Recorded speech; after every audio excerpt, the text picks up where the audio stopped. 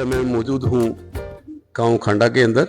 और जैसे कि मैंने बताया था, भगवान श्री राम का जन्मोत्सव रामनवमी के पावन पर्व पर, और हमारे साथ मौजूद है इस समय डॉक्टर राज सिंह जी, जिनके द्वारा इस मंदिर का जीर्णोद्धार किया गया है। तो इनसे जानते हैं। पहले तो डॉक्टर साहब एक बार अपना परिचय दे दीजिए। भूदेव भाटी अपना पर स्वागत है आपका। जी, मैं डॉक्टर राज निर्मोही अखाड़े से जी। और इस मंदिर का जीर्णोद्धार पिछले साल संपन्न हुआ। पिछले बार सन 1608 में महंत किशोर दास जी ने इस मंदिर का निर्माण किया था जी। और पिछले साल इसका जीर्णोद्धार किया है जी। मंदिर में दो तरह की मूर्तियां हैं। मेटल की मूर्तियां हैं, अष्ट धातु की, और मार्बल की मूर्तियां हैं। जो अष्ट धातु की मूर्तियां हैं वो सन 1608 में उनका प्राण प्रतिष्ठा हुआ था और इस मंदिर में स्थापित हुई थी।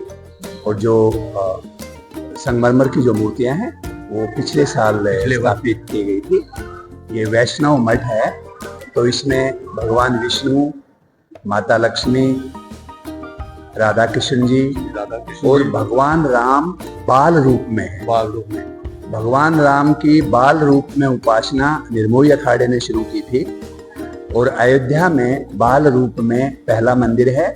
ये दूसरा मंदिर है भगवान राम का जिसमें भगवान बाल रूप में विराजमान है। अयोध्या में जो मेटल की मूर्ति है, जो बड़ी मूर्ति के साथ में रखी गई है, वो मूर्ति निर्मोही अखाड़े की है। ओरिजिनल मूर्ति वही है जी। और ये भी निर्मोही अखाड़े के संतों ने ये मंदिर बनाया था 1608 में और अब इसका जीर्णोद्धार हुआ।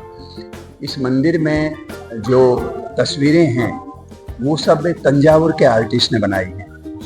तमिलनाडु में एक शहर है तंजावुर, तो वहाँ की चित्रकला पूरी दुनिया में फेमस है कि वहाँ के आर्टिस्ट ने सब मंदिर में जो चित्रकारी है, स्कल्पचर जो बनाए हैं, ये उन्होंने बनाए हैं। मंदिर का कुछ काम उत्तर भारत के कलाकारों ने किया है, लेकिन ज्यादातर काम दक्षिण भारत के कलाकारों ने किया है। उत्तर भारत और दक्षिण भारत दोनों, उत्तर और दक्षिण की संस्कृति का देखो समावेश तो पहले से ही है। समावेश पहले से इसलिए है कि जो बड़े बड़े संत हुए वो ज्यादातर दक्षिण भारत से हुए। दक्षिण भारत से हुए। रामानुजम दक्षिण भारत से हुए, तमिलनाडु से। रामानुज जी वो भी दक्षिण भारत से हुए। माधवाचार्य जी वो भी दक्षिण भारत से हुए। विष्णु स्वामी वो भी दक्षिण भारत से हुए।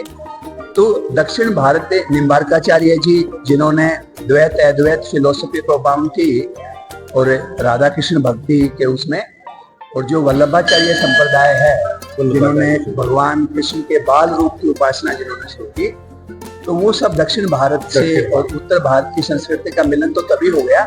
पर इस मंदिर में भी दक्षिण भारत की कलाकारी है, कुछ उत्तर भारत की है, तो दोनों का समावेश इस मंदिर में है। दोस्तों, मेरे चैनल पे आपने 2-3 वीडियो देखी है। यहाँ की दीपावली पे भी हमने यहाँ का लाइव प्रहरण है, इससे पहले भी हमने लाइव आरती भी कवर की थी। तो डॉक्टर साहब और क्या कहना चाहोगे यहाँ के बारे में? इस मंदिर की एक विशेष बात यह है कि उत्तर भारत में धर्म ध्वज स्थापित नहीं किया जाता मंदिरों में। आपको एक आध मंदिर में मिलेगा जी।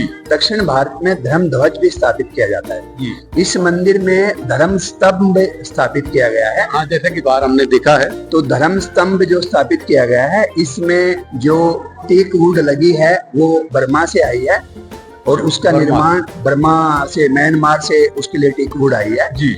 और उसके ऊपर जो कॉपर की कार्विंग हुई है वो चेन्नई में हुई है और उसमें गोल्ड प्लेटिंग में चेन्नई में हुई है। जो धर्म स्तंभ है वो भगवान विष्णु के रूप में स्थापित किया जाता है जी। तो भगवान विष्णु की उपासना धर्म स्तंभ के द्वारा इस मंदिर में की जाती है और भगवान राम बाल रूप में है।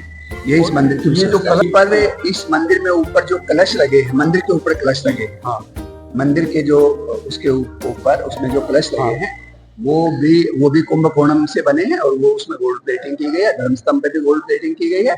और यहाँ पर जो प्रभावली है आज फॉर्म में जो आपको दिखाई देती है, उसमें रामायण से 12 चित्र उकेरे गए हैं। पंडित जी ने बताया था ऊपर से बने हैं, फिर उसमें उसके बाद उसमें गोल्ड प्लेटिंग की। बहुत बहुत धन्यवाद डॉक्टर साहब, आपने काफी विस्तार से मंदिर के बारे में बहुत कम शब्दों में आपने पूरे व्याख्यान किया, पूरी बातों को रखा। बहुत बहुत धन्यवाद। एक बार पुनः आपको रामनवमी की हार्दिक हार्दिक शुभकामनाएं, आपको पूरे परिवार को बहुत धन्यवाद।